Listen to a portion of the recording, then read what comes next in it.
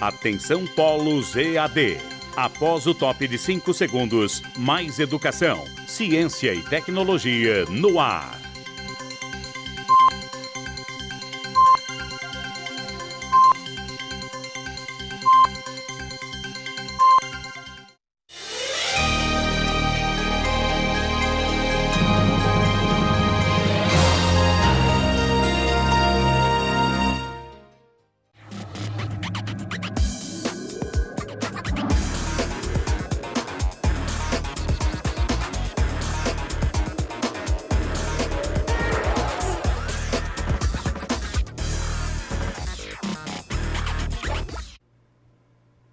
Olá, sejam bem-vindos à nossa quarta e última aula de Direito e Legislação Comercial.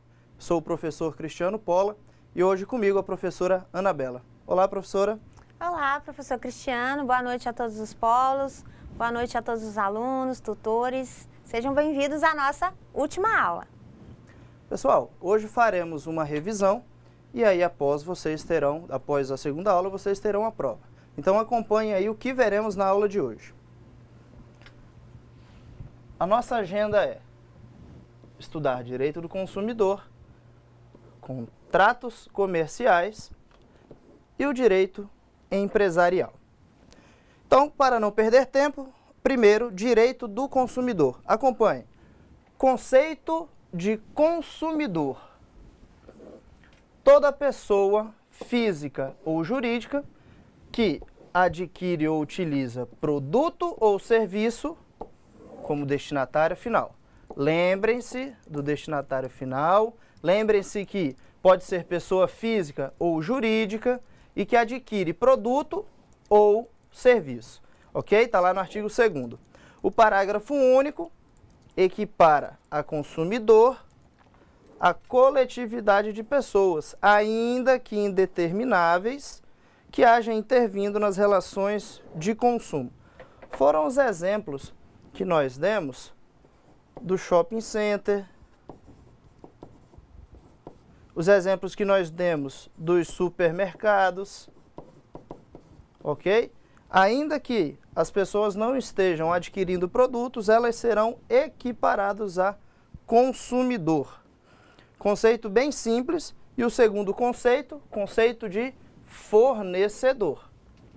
Já fornecedor é toda pessoa física ou jurídica, pública ou privada, nacional ou estrangeira, ainda os entes despersonalizados, lembre-se que nós falamos dos camelôs, que desenvolve atividade de produção, montagem, criação, construção, transformação, importação, exportação, distribuição ou comercialização de produtos ou prestação de serviços. Para ficar bem fácil, o conceito de consumidor na lei, ele é um conceito bem pequeno. E lembrem-se da pessoa física ou jurídica que exerce lá os seus poderes como destinatário final. Já o conceito de fornecedor é um conceito mais amplo, é um conceito maior. Então, para que vocês não confundam, o consumidor, conceito pequeno, menor. Conceito de fornecedor, um conceito maior. Professora, muito simples os conceitos, acredito que nossos alunos não terão dúvidas, né? Não, simples, lembrando sempre que o consumidor é aquele que utiliza o produto como destinatário final. Essa palavra é a palavra-chave no conceito de consumidor. Perfeito. Então, vamos rever um vídeo que já vimos, que fala sobre os direitos do consumidor. Então, vejamos aí.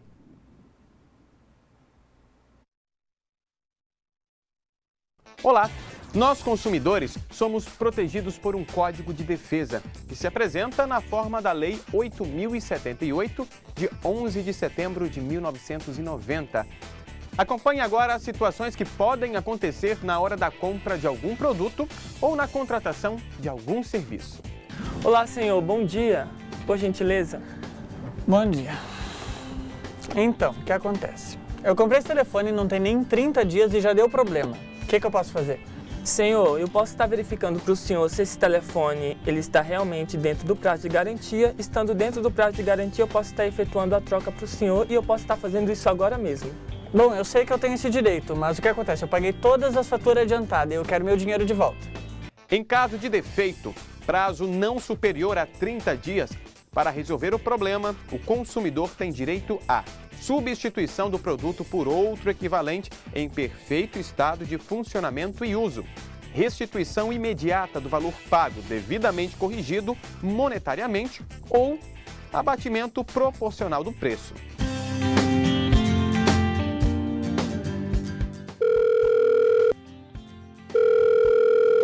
Olá, bom dia. O que eu posso ajudar? Bom dia. Eu comprei um aparelho secador pelo seu site, mas eu não gostei muito. Não é bem o que eu queria e acho que me arrependi da compra. Eu posso fazer a devolução do produto? Bom, senhor, o senhor pode estar sim desistindo do contrato, sim, no prazo de 7 dias, a contar do recebimento do produto ou da assinatura do contrato. O senhor recebeu o produto na sua casa mesmo? Ah, tem 3 dias apenas. Então o que é preciso fazer? Bom, o senhor aguarde na linha que eu vou estar lhe encaminhando para o setor responsável e lá eles estarão atendendo o senhor. Uma ótima semana.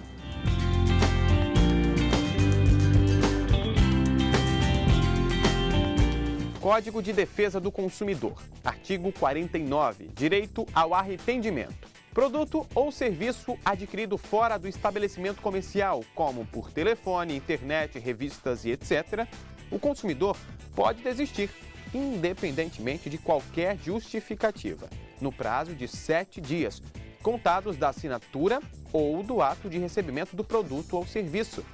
Direito à restituição integral do valor pago, corrigido monetariamente. Código de Defesa do Consumidor, artigo 26. Prazos para reclamar. Produtos ou serviços não duráveis, 30 dias. Produtos ou serviços duráveis, 90 dias. Prazo inicia do descobrimento do vício. Viu só como é bom conhecer os nossos direitos? Bons estudos e até a próxima. Bom, então, vocês observaram alguns prazos que foram falados, nós reforçaremos aqui, mas então começaremos a falar sobre os direitos básicos do consumidor. Então vamos lá. Direitos básicos do consumidor, artigo 6º inciso 10 do CDC. Então vejam aqui, direitos decorrentes de defeitos nos produtos. E aí lá no vídeo foi um caso de defeito, no primeiro exemplo. Então vejam, em caso de defeito, prazo não sendo superior a 30 dias para resolver o problema. Ou seja, o fornecedor tem um prazo de até 30 dias para resolver o problema. Isso é um direito do fornecedor. Ele tem até esses 30 dias para resolver. Ok, professor, mas e se não for resolvido? O que acontece?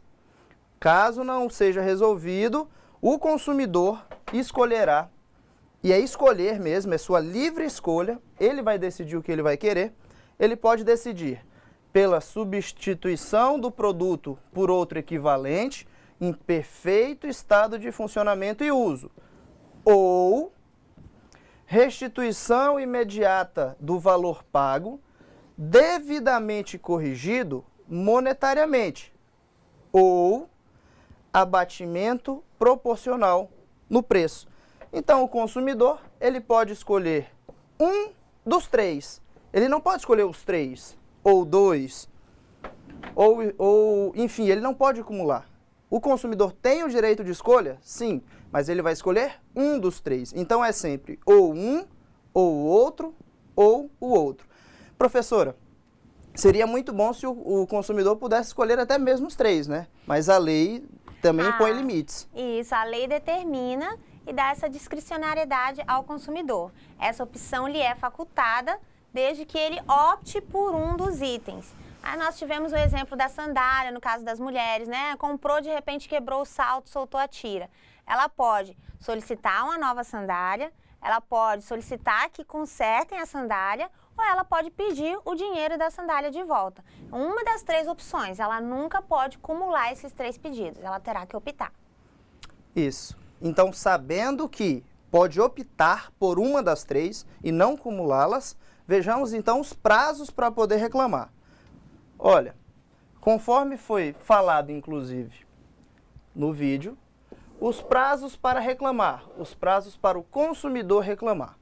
Produtos ou serviços não duráveis são 30 dias.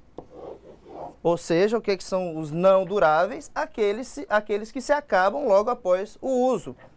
Exemplo, vou colocar aqui comida. Algum tipo de comida industrializada. Produtos ou serviços duráveis, aí são 90 dias. São aqueles que não se acabam após o seu uso. Um exemplo, o carro. O carro você usa uma, duas, três, enfim, infinitas vezes. Então, produtos ou serviços não duráveis, aqueles que acabam após o uso, o consumidor tem até 30 dias para reclamar. Mas aqueles que são duráveis, o consumidor tem até 90 dias para reclamar. E o prazo? Quando é que ele inicia? O prazo inicia do descobrimento do vício. Então, enquanto o vício for oculto, o prazo não começa a correr. E ele vai iniciar após o descobrimento do vício. Artigo 26 do CDC. Pessoal, então sobre o CDC, eram as informações que tínhamos de mais relevantes para transmitir para vocês nessa revisão. E aí passamos ao segundo ponto, que são os contratos comerciais. Então acompanhem. Primeiro, observem aí. Contratos, o que são? Contrato é um acordo de vontades que cria um vínculo obrigacional para as partes. Temos o contratante e o contratado. Então, acordo de vontades cria vínculo obrigacional para as partes. Também, um outro conceito é a convenção. Convenção, entendam, acordo, estabelecida entre duas ou mais pessoas para constituir, regular ou ainda extinguir, entre eles, uma relação jurídica patrimonial. E ainda podemos falar contrato como aquela expressão que geralmente as pessoas usam, que designa tanto esse vínculo falado anteriormente, como aquele documento que é assinado, tá? Então, quando falarmos no contrato, lembre-se do vínculo obrigacional que é criado entre as partes. Não lembrem apenas do documento que é assinado. Lembre-se do vínculo e que obriga duas ou mais partes. Professora Anabela, em relação aos contratos, acredito que grande dúvida não haverá, né? Até porque tem que lembrar sempre... É sempre uma relação estabelecida entre duas ou mais pessoas. E faz-se a lembrança ao instrumento, como o professor Cristiano bem colocou. É o contrato enquanto documento. Então, a ideia é que ele seja sempre formalizado, esteja posto em um documento escrito de preferência. Perfeito. E aí tem a segunda modalidade, na verdade, a primeira modalidade de contrato, já abrangendo o conceito de contrato. Vejam aqui, contratos de adesão. No contrato de adesão, as duas partes vão estipular? Não, pessoal. No de adesão, o conteúdo, ele é estipulado principalmente, vejam aqui, apenas uma das partes. E aí, geralmente, esses contratos são destinados a uma massa de contratantes, aí vários contratantes, e eles limitam-se a aderir ou não ao estipulado. Então, uma das partes vai elaborar as cláusulas, uma das partes vai estipular aquele contrato e a outra simplesmente vai aderir ou não. Esses são os contratos de adesão.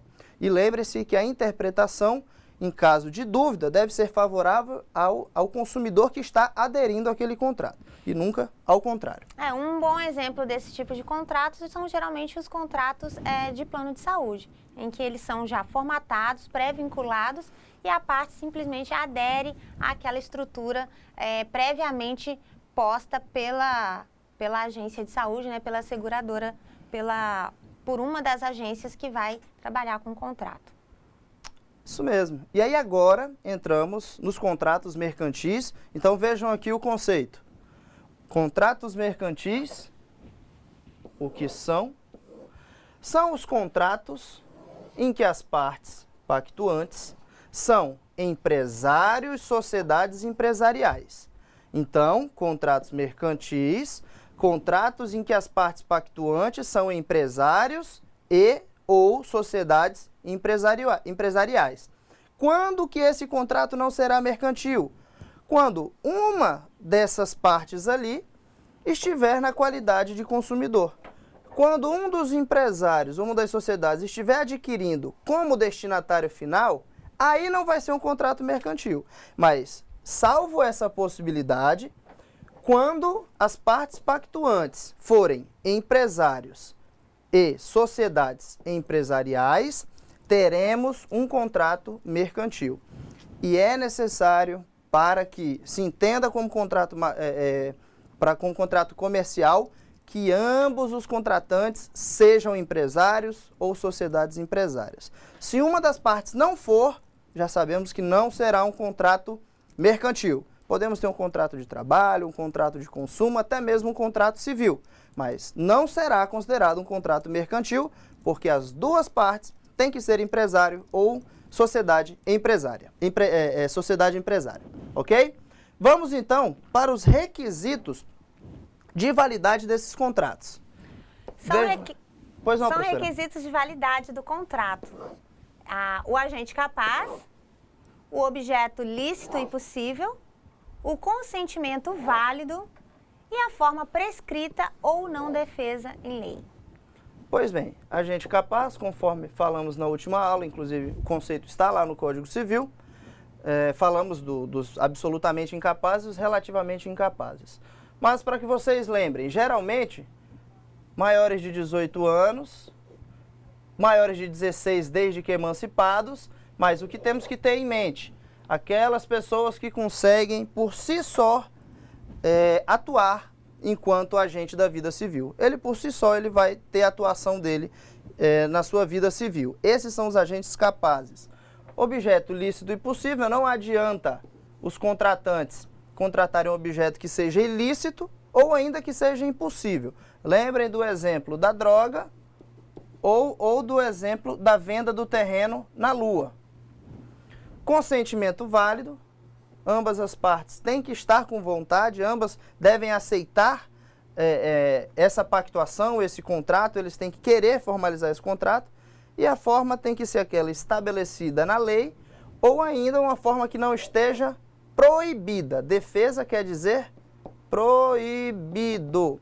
Então, o contrato tem que estar com a forma que está na lei, ou ainda que ele não seja proibido na lei. Um exemplo de um contrato que é proibido, o contrato de herança de pessoa viva, ok? Então fica aí apenas o exemplo. Próximo conceito que entraremos é o conceito de evicção. Prestem atenção, conceito de evicção. O que é isso? Evicção é a perda total ou parcial da coisa adquirida por decisão judicial em favor de um terceiro que era o verdadeiro dono. Ou seja, na evicção, uma das partes vai perder total ou parcialmente aquele objeto do contrato. E vai perder para quem? Para um terceiro que se diz dono daquele objeto. E essa decisão vai ser de quem? De um juiz, ok? Evicção ocorre através de decisão judicial, perda total ou parcial do objeto do contrato pactuado entre partes. Pois bem, e aí iniciaremos os contratos em espécie, começando pelo contrato de compra e venda. Acompanhe artigo 481 a 532, temos os contratos de compra e venda. Pelo contrato de compra e venda, um dos contratantes se obriga a transferir o domínio de certa coisa e o outro a pagar-lhe certo preço em dinheiro.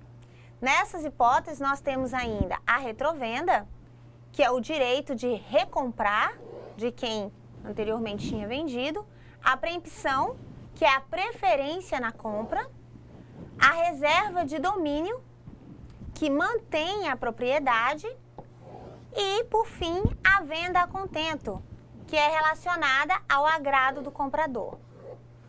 Perfeito. Pessoal, então, lembre-se, compra e venda, um se obriga a transferir o domínio de certa coisa e o outro a pagar certo preço. Simples assim. Lembrando que existem essas cláusulas especiais, ok?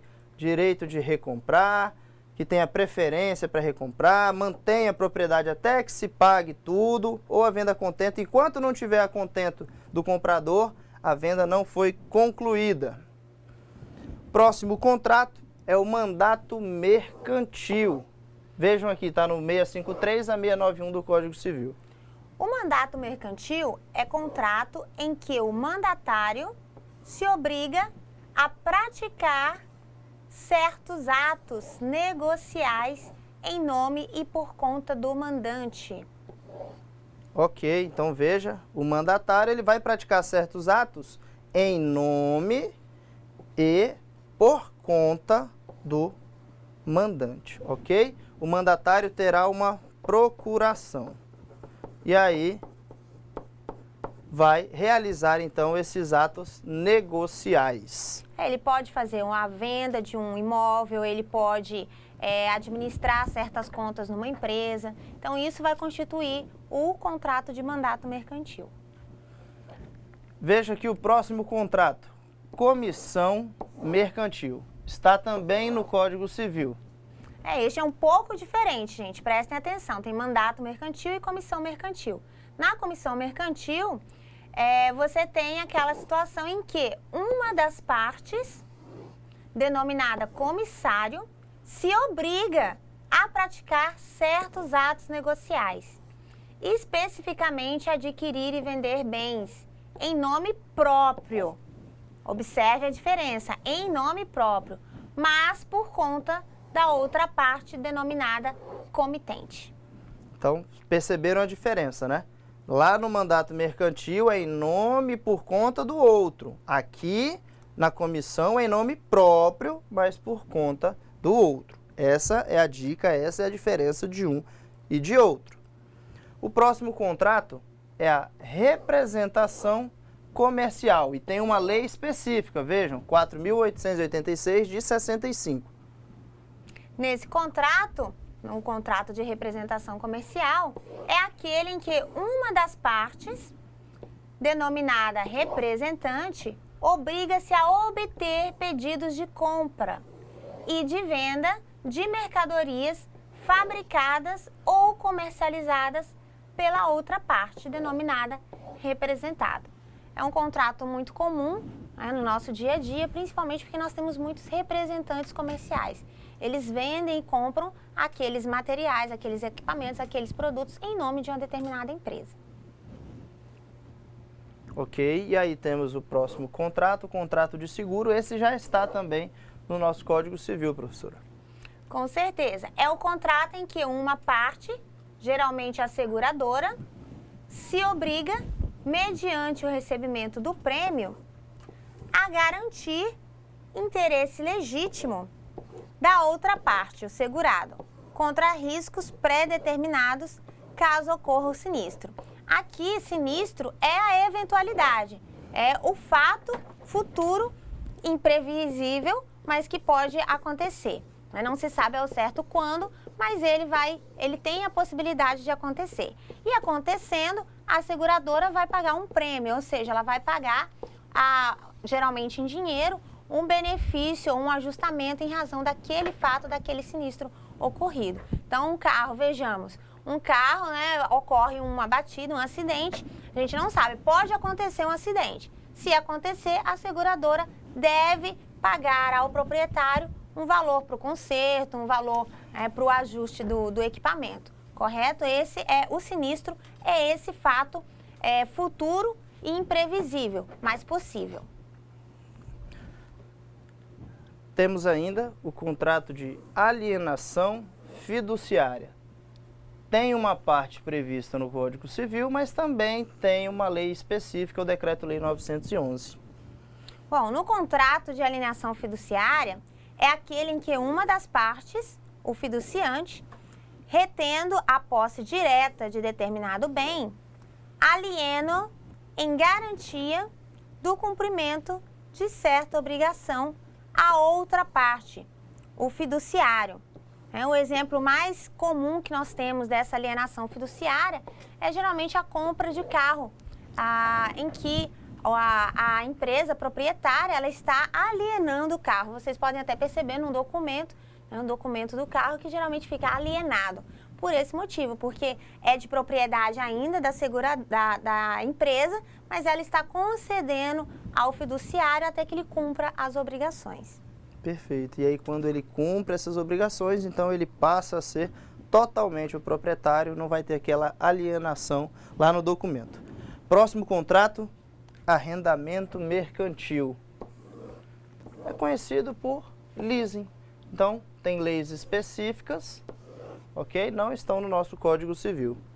O contrato de arrendamento mercantil é aquele em que uma das partes, geralmente uma instituição financeira ou arrendador, disponibiliza por um prazo determinado o uso de bem móvel de sua propriedade a outra parte, denominada arrendatário, mediante o pagamento de uma contraprestação periódica, sendo-lhe oferecida a opção de adquirir o bem pelo seu valor residual no término do contrato.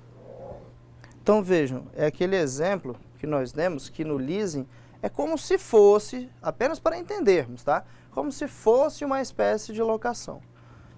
Uma das partes vai pagando aquele valor todo mês pela utilização do bem. Lá no final tem a opção de escolher, quero ficar com esse bem ou então quero devolver esse bem, tá? Eu estou falando como se fosse, apenas para que vocês possam compreender como é que funciona na prática o leasing, o arrendamento mercantil. Então, continuamos aqui. Contrato de faturização, contrato de factoring.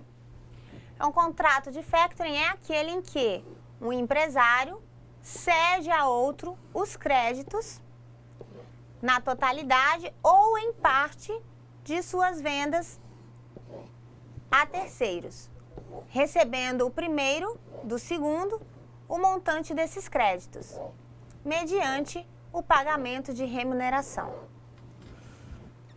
E aí o exemplo que nós temos é aquele em que um empresário tem cheques, recebeu cheques, e esses cheques são para o futuro. O empresário vai a uma empresa, a uma outra sociedade empresarial que trabalha com factoring e vai levar esses cheques que estão para a data futura. A sociedade de factoring vai pagar por aqueles cheques um valor menor, até porque ele só vai receber, a sociedade só vai receber futuramente, quando puder compensar esses cheques. Então nós falamos que é uma forma de capitalizar dinheiro. O empresário consegue receber algum dinheiro antes do momento que ele receberia, pois os cheques seriam para posterior momento. E aí ele consegue então receber uma parte e logicamente que paga uma parte pelo serviço do outro empresário ou da outra sociedade empresária, ok? Pessoal, quanto aos contratos, eram esses que tínhamos que relembrar, tá? Mas lógico, vocês têm todo o material, então leiam e aprendam todo o restante, mas é o suficiente para a nossa revisão de hoje. E aí entramos no próximo tópico que falaremos sobre as sociedades empresárias, as empresas, e aí falaremos também de microempresa, de empresa de pequeno porte, enfim.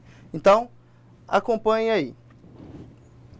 Empresário está lá definido no artigo 966 do Código Civil, é aquele que exerce profissionalmente atividade economicamente organizada. E o que seria essa atividade economicamente organizada? Aquela que articula diversos fatores de produção, que são capital, mão de obra, insumos, tecnologias. E para que ele exerce essa atividade econômica organizada? Para a produção ou circulação de bens ou de serviços. Então ele exerce profissionalmente atividade organizada e o objetivo é produzir ou circular bens e serviços, ok? A empresa é sinônimo da atividade empresarial, ou seja, é sinônimo da atividade do empresário. Veja, é a organização da atividade ela é feita pelo empresário. Então, a organização dessa atividade é feita pelo empresário, ok? Então, lembre-se, empresário exerce profissionalmente essas atividades economicamente organizadas, certo? Temos exceções. Quem não se considera empresário? Vejam, quem não é empresário, quem exerce profissão intelectual de natureza científica, literária ou artística, ainda que tenha a ajuda, ainda que tenha o acompanhamento de auxiliares ou colaboradores, ainda que ele tenha auxiliares, funcionários, salvo se o exercício dessas profissões constituírem elementos de uma empresa, ou seja, seja devidamente organizada, ok? Se os fatores de produção forem organizados, aí poderemos ter uma empresa, poderemos ter empresário. Mas regra, ok? Regra para facilitar, não são considerados empresários os profissionais intelectuais, os de natureza científica, os de literária ou artística. Ainda que tenha a colaboração, a ajuda de outras pessoas, e está lá no 966, parágrafo único do nosso Código Civil. E o que são, então, sociedades? As sociedades são pessoas que reciprocamente se obrigam a contribuir com bens ou serviços para o exercício da atividade econômica e a partilha entre si dos resultados. Está previsto no artigo 981 do Código Civil. Então, vejam que há uma diferença, né? Nesse caso, há um conjunto de pessoas e elas contribuem com essa estrutura organizada. E depois da contribuição, desse partilhamento, eles dividem os lucros, os resultados e as dívidas e despesas que essa sociedade tiver, que essa organização tiver. Enquanto o empresário ele exerce aquela atividade economicamente organizada, a sociedade empresária é o quê? A reunião dessas pessoas. Então, mais de uma pessoa que se reúne com a mesma finalidade. Tem a finalidade do lucro, tem a finalidade de comercializar produtos ou serviços, fazer circular produtos ou serviços, tá? Então, a sociedade é a reunião dessas pessoas. Vamos lá, continuando. E aí temos o estabelecimento comercial. Nós falamos na aula anterior, não limitem-se a pensar que o estabelecimento comercial é apenas o ponto, ou ainda é apenas o ponto comercial, ou ainda que é aquele local onde é vendido. Não, estabelecimento comercial, juridicamente falando, é todo complexo de bens organizado para exercício da empresa, seja essa empresa constituída de empresário ou por sociedade empresária. Podemos ter uma empresa que é de apenas um empresário ou podemos ter uma empresa que é de sociedade empresária, ou seja, de mais de um empresário. Então, todo esse complexo de bens organizado, tá, é o estabelecimento comercial. E está lá no 1142 do Código Civil. E esse complexo de bens pode ser corpóreo ou incorpóreo. Se for corpóreo, é aquilo que nós estamos falando de concreto. Sede, terreno, depósito, enfim, aquilo que é concreto. Incorpóreo, marca, nome empresarial, enfim, é aquilo que é abstrato, ok? Bens corpóreos, aquilo que é concreto, sede, terreno, aquilo que você consegue pegar. E os incorpóreos é o abstrato. Próximo tópico é o nome empresarial. Então, esse nome é o elemento de identificação da empresa. Ele pode ser por firma ou razão social, ou pode ser por denominação. Se for por firma, conforme falamos, terá nome e sobrenome, ou nome ou sobrenome dos sócios.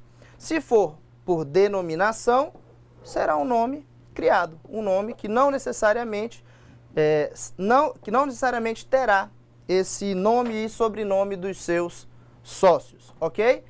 Então, nós temos dois tipos de elementos de identificação, que é a firma ou a denominação. E a firma pode ser firma ou razão social. Nós temos alguns tipos de sociedades empresárias, portanto.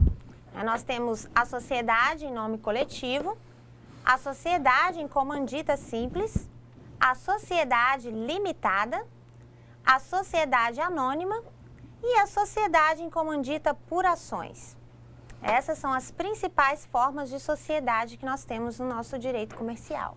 E a primeira que falaremos é a sociedade limitada, a mais conhecida.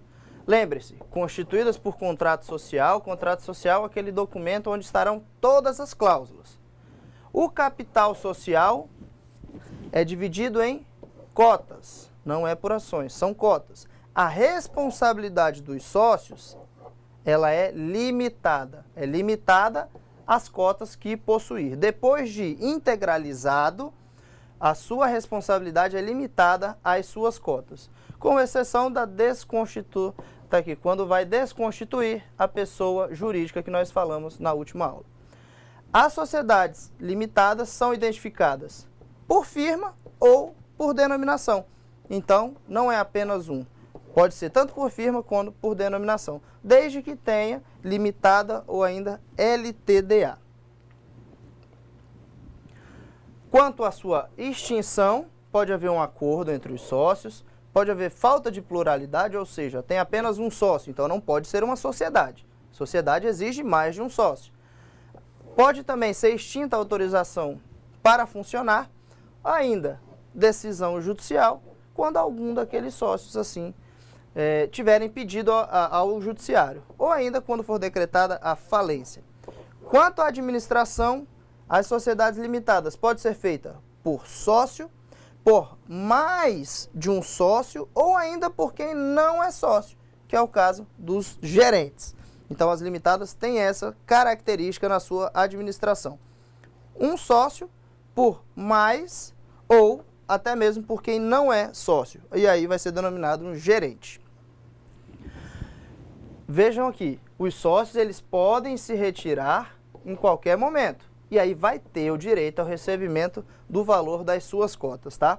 Eles também podem ser excluídos se estiverem em atraso com a integralização da sua parte lá no capital, aquelas cotas, ou ainda se cometerem alguma falta considerada grave, ou na hipótese que aconteça a sua incapacidade para práticas de atos da vida civil, que é aquilo que nós falamos lá de agente capaz. Então verifiquem. Nessas possibilidades, ele poderá ser excluído e essas causas estarão lá no contrato social. Quanto às sociedades anônimas, as nossas SA, elas são constituídas por estatuto, o capital é dividido por ações, a responsabilidade é limitada também ao valor das ações. E aí, como é que ela vai ser identificada? Qual é o nome empresarial? Vai ser identificada sempre por denominação. Não terá o nome dos sócios, nome e sobrenome, certo? E aí vai ter sociedade anônima, ou companhia, ou SA, ou CIA, e esse nome pode vir na frente, ou esse nome pode vir depois, ok? Elas podem ser abertas ou fechadas. O que é que isso quer dizer? Se forem abertas, vendem ações no mercado de capitais, que é a Bolsa de Valores. Se for fechada, não vendem ações, ok? Lembrem que a identificação das SA apenas por denominação, tem que ser um nome inventado, e vai ter sociedade anônima, companhia, SA ou CIA. Esses nomes a mais podem ser antes ou podem ser depois.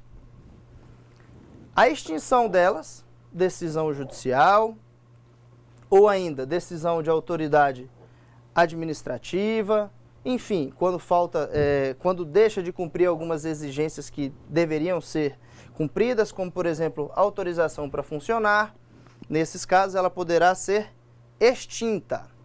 Outra forma ainda, terminou o prazo de duração. Encerrou o prazo, pronto, elas serão extintas. Ou ainda se ocorrer algum fato que está lá no estatuto, ou ainda pela vontade dos acionistas, desde que eles se manifestem em Assembleia Geral, ou ainda, claro, se houver apenas um único acionista. Voltamos a falar, sociedade precisa de mais de um sócio, de mais de um acionista, aqui no caso das SA. Ok? E aí o exemplo também, quando não houver mais autorização para funcionar.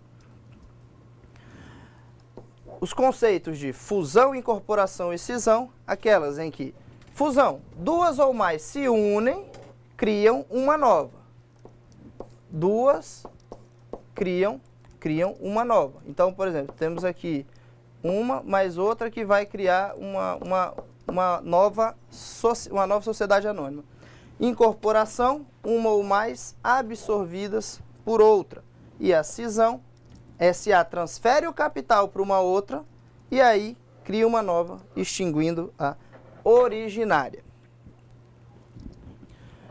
Microempresa, empresa de pequeno porte. E aí falamos que está lá na Constituição, nos seus artigos 170, a Lei Complementar 123, que aborda sobre esse tema. Vejam aqui, microempresa. É fácil, hein, pessoal? É a empresa que ofere receita bruta anual de até 360 mil.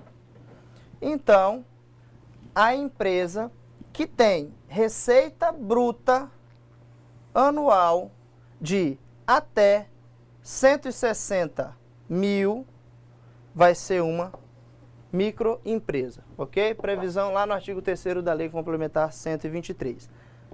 Microempresa até 360 mil. Já a empresa de pequeno porte é aquela que ofere receita bruta anual entre 360 mil a 3 milhões e 600 mil. Portanto, é uma empresa que tem um rendimento maior, né, com relação à sua receita. E ela está prevista no artigo 3º, inciso 2 da Lei Complementar 126 de 2003. Ou seja, as EPPs recebem mais de 360 mil e recebem menos de 3 milhões e 600 mil. Mais de 360 e menos de 3 milhões e 600 mil. Já o empresário individual é aquele que ofere receita bruta anual de até 60 mil. Então, se ele tiver receita bruta anual de até 60 mil, ele vai ser caracterizado, esse empresário individual, como microempresa. Artigo 68 da 123, sexto. Pessoal, então, essa era a nossa revisão. Esses eram os tópicos que tínhamos que relembrar, ok? Espero que vocês tenham compreendido, espero que vocês tenham anotado mais algumas informações que, porventura, tenha ficado esquecido. Quero que vocês façam a prova com tranquilidade. Todo o conteúdo foi passado nas nossas aulas, está nos materiais. Então, façam com tranquilidade, que eu tenho convicção de que todos se sairão muito bem, né, professora? Com certeza. Direito e legislação é algo que vocês vão tratar muito durante o curso de vocês. Vocês devem sempre retomar as leituras, né? Deixamos lá modelos de contratos para que vocês possam consultar, para que vocês possam utilizar, de repente, no trabalho que vocês exercem e futuramente como técnico em finanças. Além disso, a grande facilidade é que os conhecimentos que nós tratamos aqui, eles estão contidos na legislação. Então, qualquer dúvida, acessem as leis que nós tratamos, as leis especiais, a Constituição, o Código Comercial. Eles são a base para vocês justificarem qualquer atividade que vocês vão realizar. Então tenham todos uma excelente prova, façam com cuidado, leiam com atenção e tenho certeza que todos se sairão muito bem. Então, boa noite para vocês, boa noite, professora, boa prova para todos vocês. Bom, eu gostaria de agradecer aí a parceria com o professor Cristiano mais uma vez, né? Foi um excelente trabalho, estaremos juntos em outras aulas, vocês terão oportunidade de ter aula com o professor Cristiano mais outras vezes e agradecer a toda a equipe que deu suporte para que as nossas aulas chegassem bem aí em vocês. Desejamos excelente prova, bonanças!